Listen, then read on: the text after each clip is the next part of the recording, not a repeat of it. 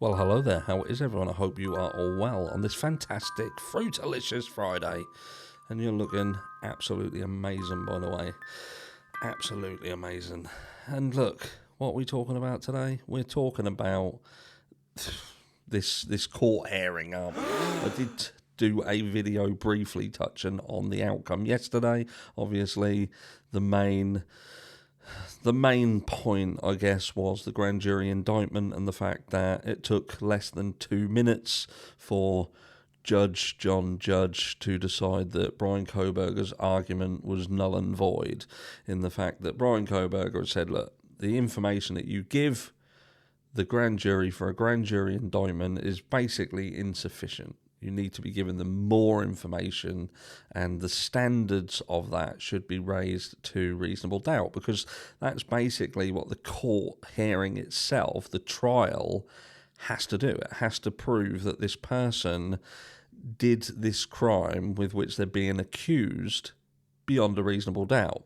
And that's not the standard that the grand jury works to. They literally just work to a standard of probable cause, And I think for a layman, this is what we're saying. So this is how this actually went. So somebody goes up to these jurors. I think there was 16 of them.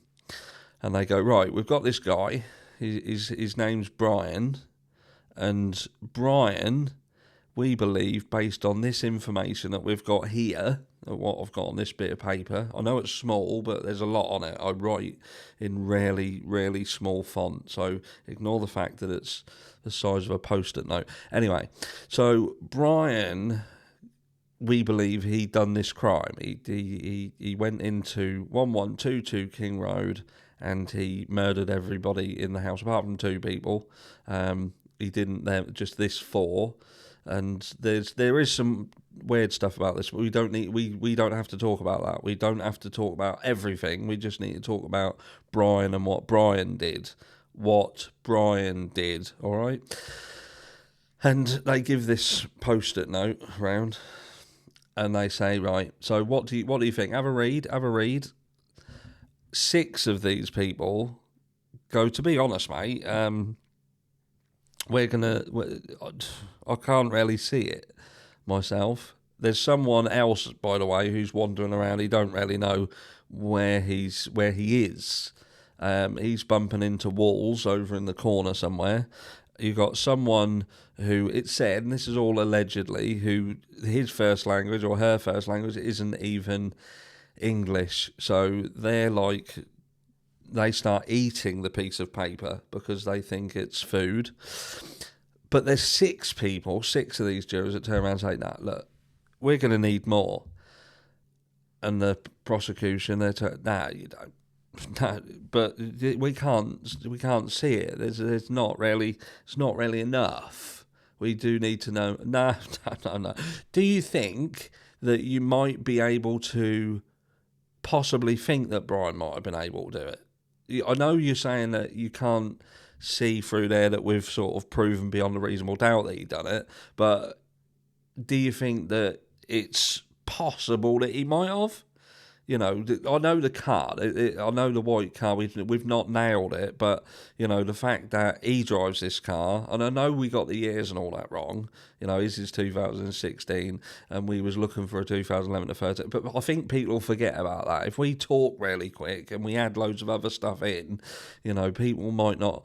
We can kind of condition people to think that murderers driving white Hyundai Elantra, Brian's got a white Hyundai Elantra, that's a coincidence, isn't it? Or not. And, we can do things like that, because at the end of the day, when we get in court, it's all about who's got the better horse on the day, isn't it? That's how it all works. And if we make sure that the likes of, Fox and all them and News Nation are really pushing hard that Brian Kohberger's this incel, he broke into into this woman's house who he worked with and set up cameras and was stalking her. He had a problem with women. He's a narcissist. He had a drug problem. We've got a fake aunt. Sorry, not fake aunt. She's come in, paid aunt perhaps. Not paid, no. Ignore that. Scrap that from the record. He's got an aunt who's come through and said he's basically had mental health issues and he could have just snapped and all that. People play into that, and that'll all be able to make what we have got look worse. Don't you? Do you think that's a possibility? Possibly. I suppose that if you look at it from a distance and squint, there might be enough there to make you think that Brian Coburn. That's all we need. If you just sign there. What's this exculpatory evidence, though, with Bethany Funk that we heard? Because we watch you. Ignore that. That's nothing. It's absolutely nothing. Look, we've got a guy, and we've got this deal going on in the background with the University of. Have you heard about it? Yeah, they're acquiring another. Anyway. Again, that's not for the record. I was just saying we're sort of working on the clock here, much like the Delphi case, and she was bringing out a book, and she needed. Well, this is much the same thing, except this is bigger than a book. It's worth like $180 million. So we have got to get this train moving, if you know what I mean. There might be a bit of an incentive, not an incentive. But you know what I mean. It needs to be dealt with. We've got new people coming to this university, and this is going to be huge for us. Huge for us. Do you live around here? Because you'll obviously benefit from that as well. But anyway, yes. So thank you for your time today. So we're in agreement that we think that Brian Kohberger did this crime. Well, no. You think he might? Yeah. That's kind of how this went. They've basically got 6 jurors who didn't really think that they had enough information to indict. They wanted more information. That information wasn't going to be given to them because they didn't have to give them more information. And what does this tell me? It tells me that there's a potential. This is a weak-ass case. What we've seen in the PCA is pretty much all they've got. And it's a weak case. Now, is it a weak case because Brian didn't do it and Brian Kohberger he's a patsy of some description? Who knows? It can't be completely taken off the table, but it could be that the entire case has been reverse engineered because they were tipped off by someone and they've had to try and make all the pieces fit, and by doing so it was lazy policing, and it's left a lot of pieces of the puzzle, missing, because an investigation is where you look into a crime, you look at it, you investigate it, you get all of your evidence together, and the evidence leads you somewhere. It leads you to a person, and that's the bit that's missing. Now, it has been stated amongst all this, Judge John Judge, he has said that, look, they need to give all of the IGG information, all of that stuff, what has been requested by the defence, that has got to be given, so they will have that information.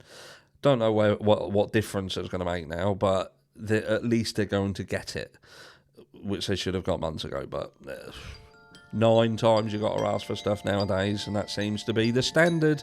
9's good, 10's mental. But there you go. That's where we stand. Looks like Brian Kohberger's going to be going to court. I do hope that there is an ace in the hole. There's something being held back, and not only kept from the public and kept from the defence team and the grand jury, because they obviously didn't have enough either. So no one's been given enough. So we do hope that there is stuff, and it will prove that Brian Kohberger not only is the guy who did this, absolutely beyond a reasonable doubt, there was nobody else involved, and these families get the absolute, true, real justice that they deserve. Will they? Who knows? Your guess is as good as mine. But for now, I'll catch you all in the next one.